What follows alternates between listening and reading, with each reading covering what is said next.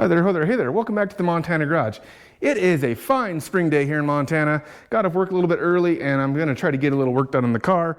And things are looking up, right? I got my hot rod, the engine swap's all done. I've been driving the car. Things are looking great. Well, what's my motto? There's always gotta be something, right? It seems the old hot rod gods have decided to kick me in the balls one more time. Come on back and I'll let you in on the bad news.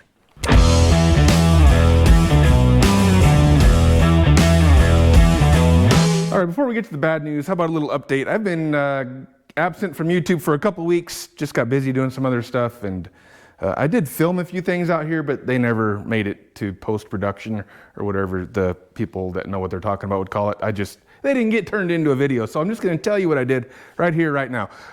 Bare Metal 55, I've just been driving this thing. Not a ton, but I think I got a little over 200 miles on it. I did replace, there's this old speedometer glass. I had to tear the dash back apart and replace the speedometer. This is the old one, and I think I talked about it in the last video. It was squealing really bad. And then I lubed it up, and it still wouldn't work. And I think, did I lose a spare piece now? Anyways, I already filmed this once, and I don't know what happened, but there's supposed to be a little metal weight on the bottom of this guy, and I think that's why this one quit working. I don't know if it was always broke off. I did find it in the gauge cluster. I don't know what happened to, oh, maybe that's it right there.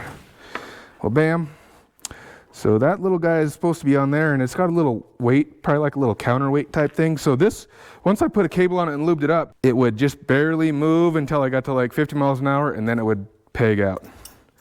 And it's probably because of that weight being broken off of there. Anyways, long story short, too late for that. I put a brand new one in there.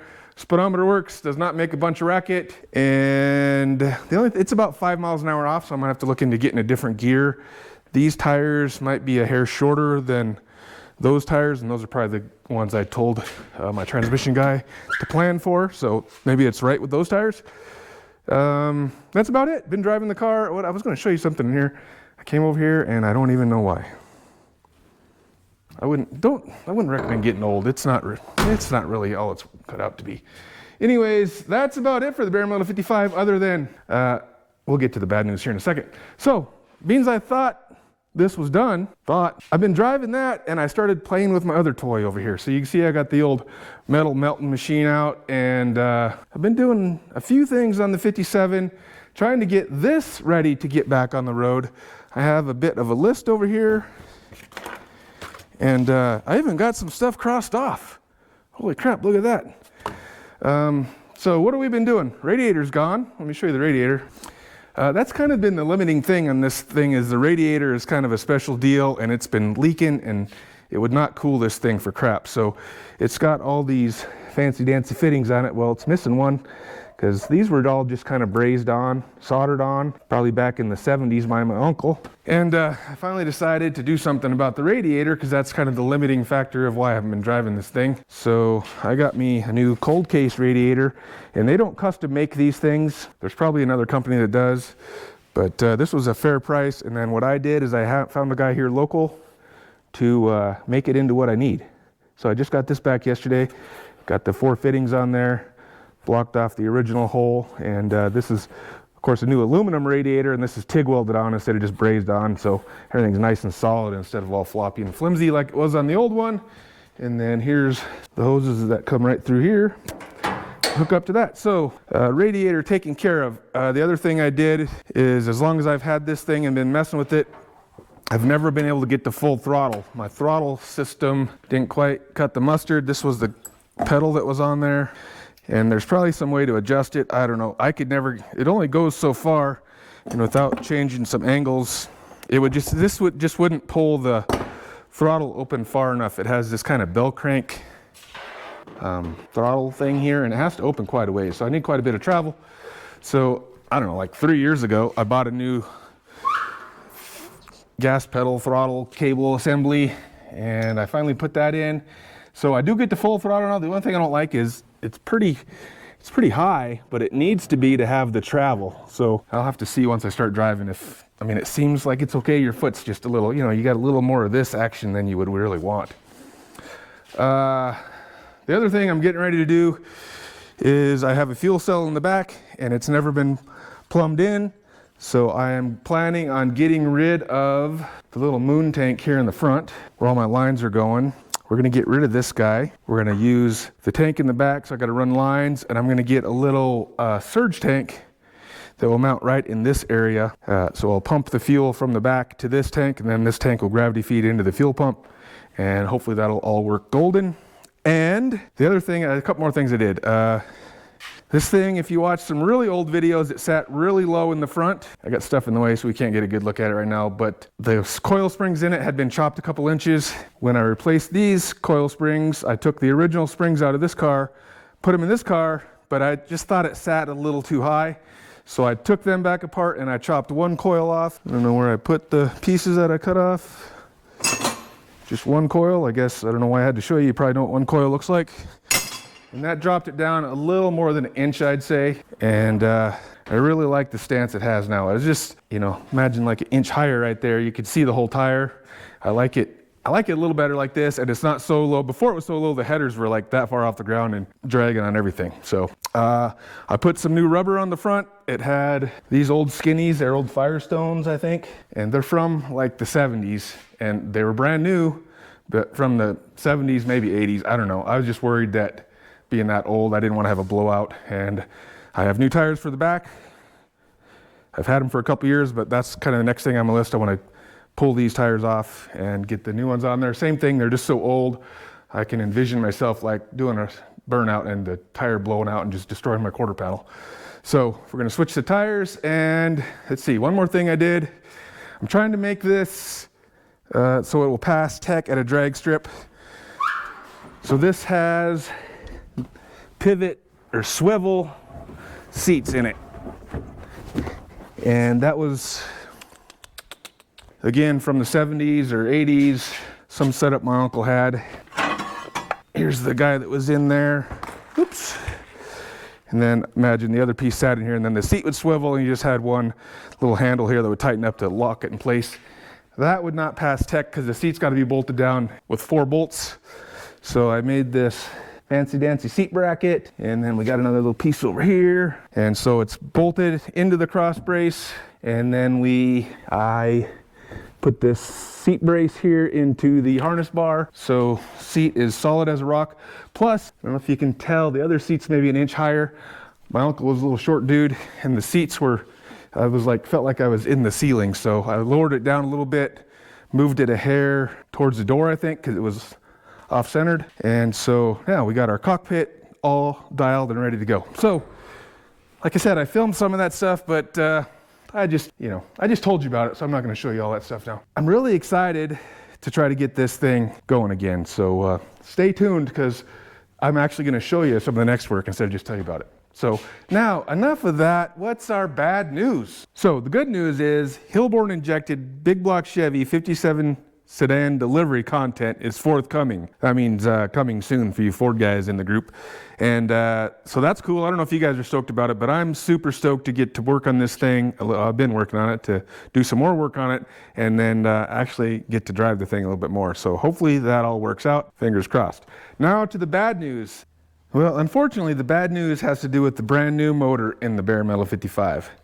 I mean, it's bad. It's not like terrible, it's not catastrophic, the engine's fine, it's not like I blew it up or ruined it or something like that. But it does have a leaking rear main seal, and that's just, it's not fun. I can't, I paid a bunch of money for this stupid thing, and I could understand if I built it that the thing would be leaking and I'd have to do it 3 or 4 times. That seems about par, but I had it professionally built, so I was hoping not to deal with something like this. Hold on.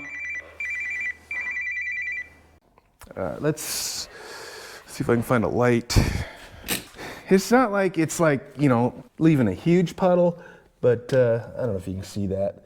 That's just from, I went to the gas station back. So the further I drive it, the more it leaves a puddle, because I think, the oil kind of collects in the bell housing, and then it sits here and drips out overnight or whatever. So I'll try to throw a little video in right here. I tried to go under there and get video footage of it, but it's so tight and it's so hard to see. I have some cell phone footage of the drip coming out of there. It drips like one drip every, I think it's like 20 seconds roughly.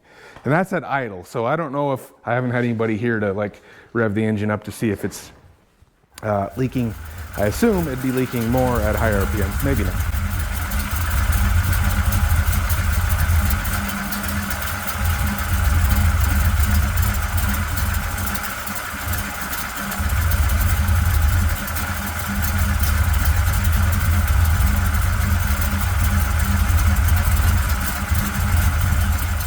So I talked to CNC Motorsports. They're the people I got the motor from. They built it or whatever, you know, they're the guys. And they've been good so far. I'm not all the way through this whole process yet, but we've done some emailing back and forth, talked to a couple guys on the phone, sent them some pictures and a little video, whatnot.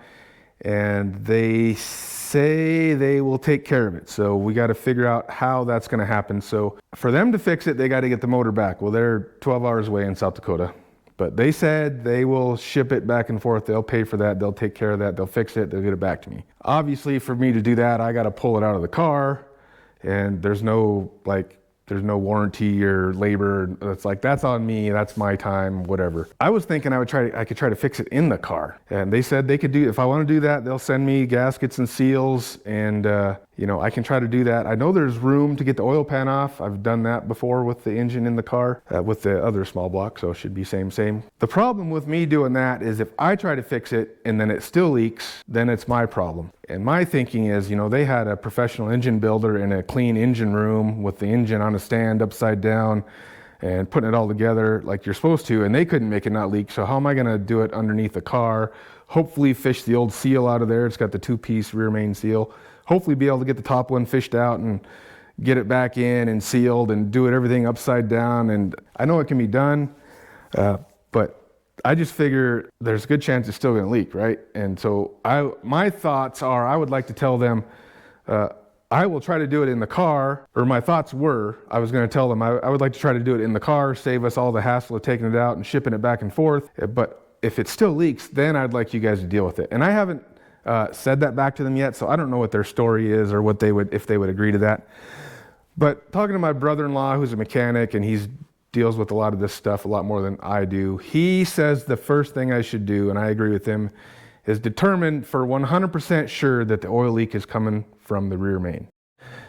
Now I can crawl under there with it running and I can see the oil drip, and I can see it come off of the main cap onto the oil pan and then hit the floor. So it's coming, it's not just the oil pan, and I should have been more prepared. And it's so hard to see. Like, look, even with an engine that's totally out, you just can't really see anything. But I don't know, I guess you can't see nothing on here.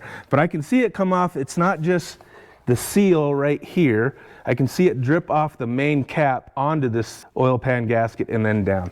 But I can't see where it's coming from before I see it drip off the main cap. So that's happening right in the center of the oil pan. But my brother-in-law is thinking, or there's options. This is the cam plug, and then these are oil plugs.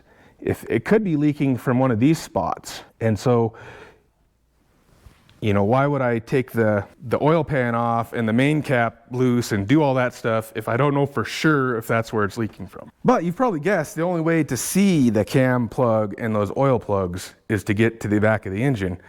And so you got to take the transmission out. And in my case, once I get the transmission out, I mean, that's halfway of taking the motor out, because then it's just a few more things and I can lift the motor out. So I guess my plan is to follow my brother-in-law's advice. And even though I'm pretty sure it's coming from that rear main seal, it could be coming down from above like he says. So I'm going to get the car up in the air. I'm going to take all the stuff I just got done putting together back apart. And I'm going to start by pulling the transmission out of there, and then getting the bell housing off and the flywheel, or the clutch and pressure plate off. And then I think I can run it with just the flywheel on there for a minute to get I'm not gonna be able to see anything like that, but either I'll run it before I take it all, get some more oil, you know, so I want to have like an oil path or a track where I can see, make sure it's leaking a little bit, and then take it all apart, and then know for sure if it's coming from the rear main, or I'll be able to tell at that point if it's coming from anywhere else above. And if it's not coming from above, then I can assume it's the rear main. And then at that point, like I said, I already got the transmission out. So whether I'm going to ship the motor back to them or not, I'll probably end up just pulling the thing out, whether I fix it or they fix it, because why do it up under the car when it's already half out. It's not fun, it's not super easy, but it's really not that big of a deal to pull the motor out. I don't want to do it. I want to drive the dang car. So anyways, that's the bad news. That's the update. You guys have seen me pull transmissions out. Maybe I'll throw a little fast motion in there, but hopefully I can get it out, and then we'll get under there and take a look and verify where the oil pan, or verify where this oil leak is coming from, and then we'll let you know the plan. We'll let you know the plan I have for moving forward. Whew, well, transmission's out. And if you're thinking to yourself, I wonder if I was doing that, if I should drain the fluid out before I try to take the transmission out, the answer is yeah, you probably should, because I didn't, and it was all good till we had to put a little angle on the dangle to drag her out of there, and all that fluid is just went right on the old jack and made a nice puddle that I got to clean up now so I can get back under there and pull the bell housing off. I got one of them scatter shields, so there's like 35,000 bolts all the way around it. So we'll get that off of there and see if we can figure out where this oil leak's coming from. Oh no, it's really not that bad. I'm surprised how easy it is to take the transmission out. I wish it was that easy to put back in, but as long as I get the clutch lined up right, it should go in pretty easy. All right, we got her all tore apart. We got tools and parts scattered everywhere. I took the tranny out. I took the clutch off, and when I had just the flywheel on, I went ahead and started the car up and let it run for a little bit just to kind of let it leak a little. But I don't know if I let it run long enough because I didn't really have any drops down here, but I didn't want to let everything get hot. But I took everything apart. Here's the back of the scatter shield. There's no oil on it anywhere up top. There's oil on both sides, like right at the main cap level. And when you look at the back of the engine, everything is clean and dry still.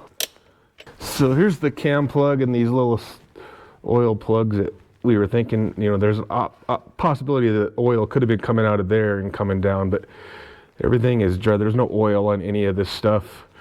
There's no oil anywhere up here on any sides. The only place there's oil is each side going out a little bit, just like it showed up on the scatter shield. And then, like I said, you could see in the video where it actually drips right out of there. So my theory is it's got to be the rear main. So now that I know that for what I think is for sure, I will contact the engine builder again tomorrow, and we'll come up with a plan on how we're going to move forward. If I'm going to try to fix this like it is in the car here, or if I'm going to take it out and try to fix it myself, or if I'm going to ship it back to them. So we'll see what they say and go from there. My thoughts are, at this point, it's not that really, it's not fun, but it's not that much harder, I guess, to get the engine out of here.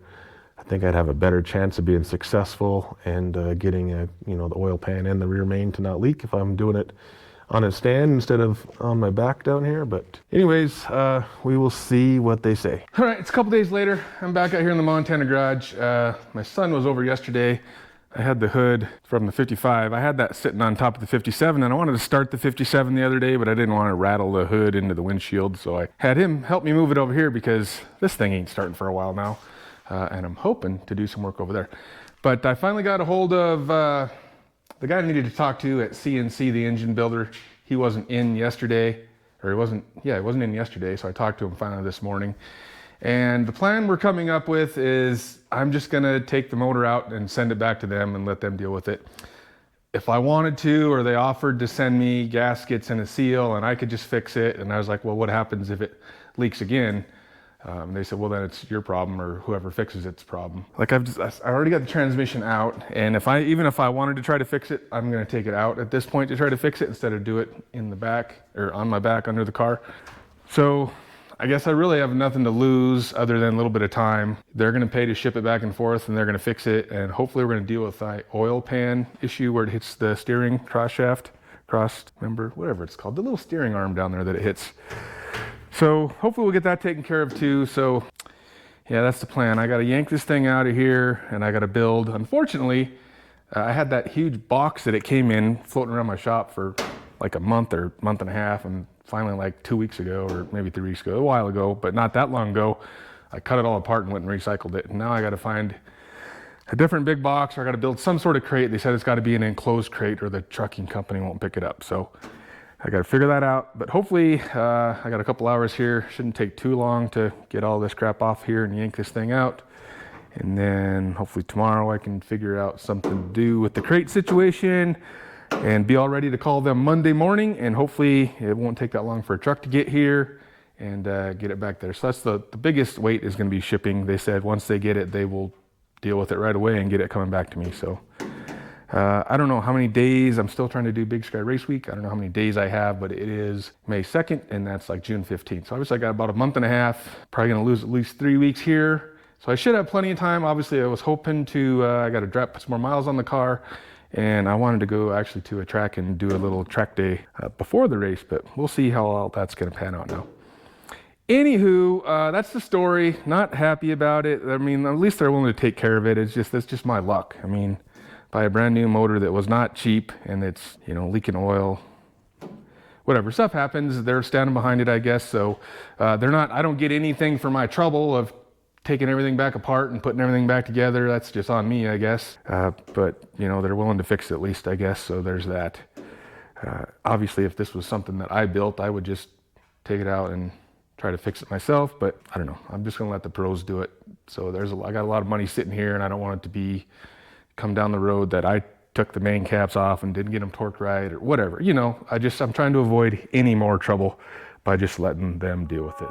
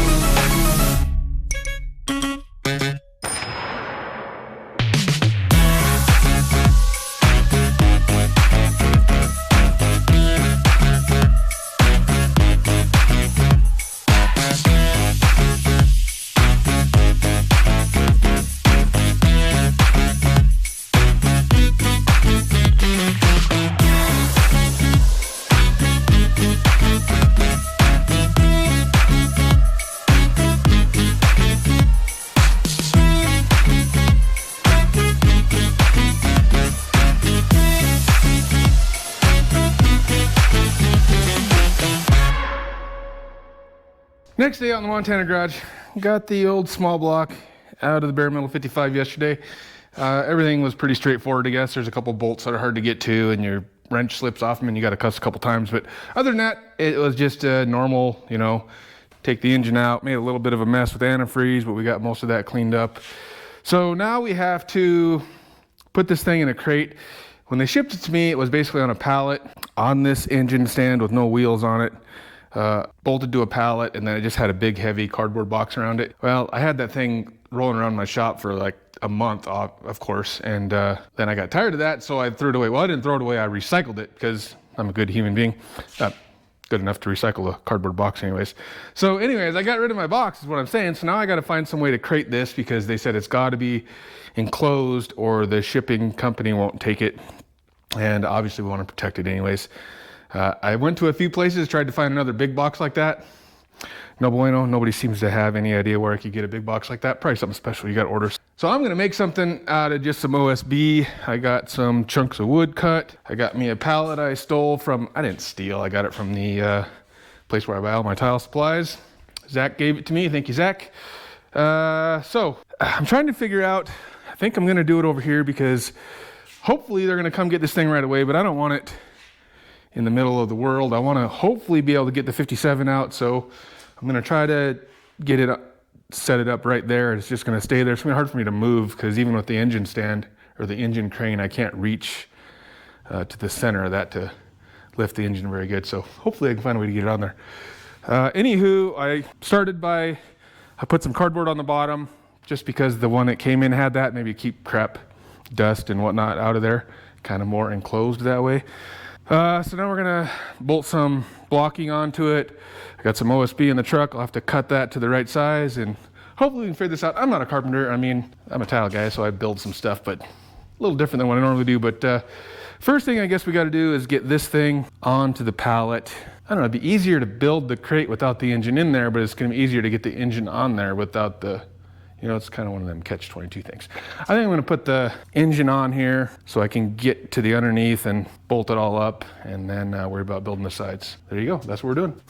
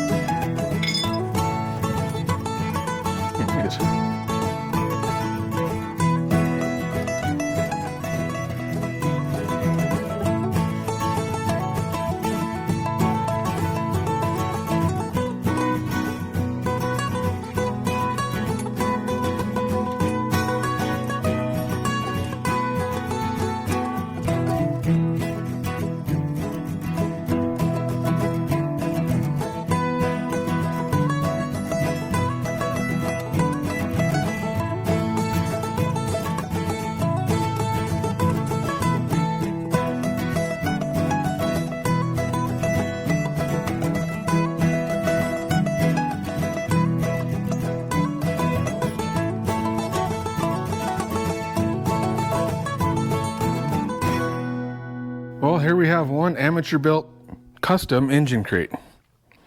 Guess that ought to work. This is how it came. It wasn't like wrapped in plastic or anything. So I guess if this is how they ship them, obviously it's bolted to the pallet. I got an extra piece of plywood there for support.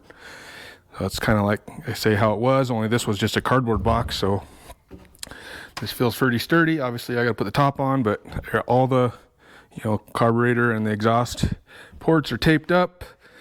So, I mean, I guess that ought to do the trick, huh? Maybe I'll put a little piece of tape on these guys, even though it's just the water. But throw a little tape on there. We'll cover it up. And then first thing Monday morning, I'll call the guys at CNC Motorsports. Hopefully they can get a truck here right away and pick that up and, shuttle it back to them where they can fix the rear main leak, and hopefully we can take care of the oil pan situation either by getting a different oil pan or making that one, cutting those corners off so that it doesn't hit my steering cross shaft, whatever it's called. Anyways, that's probably it for this video. While that is gone and out of my life, we're gonna be working on the 57 delivery here, so gonna get this radiator thrown in. Once I do that, I think I can start this bad boy up and maybe even go for a little scooter around the neighborhood. And then I'm gonna pull the whole fuel system off because I just ordered, well, I'm not pulling the injection off, but I ordered all new fuel lines and filters. And I am going to plumb in this rear fuel cell and kind of do things a little different up here as well. So hopefully that will make it a little more drivable. I'll be able to carry a little more fuel, and it's kind of a pretty trick little setup I'm gonna do. So come on back, we'll check out that stuff. And in a few weeks, hopefully this thing is back so we can get to Big Sky Race Week in a month and a half. Fingers crossed. Thanks for watching. Like, share, subscribe, tell a friend, and we'll see you next time right here on the Montana Garage.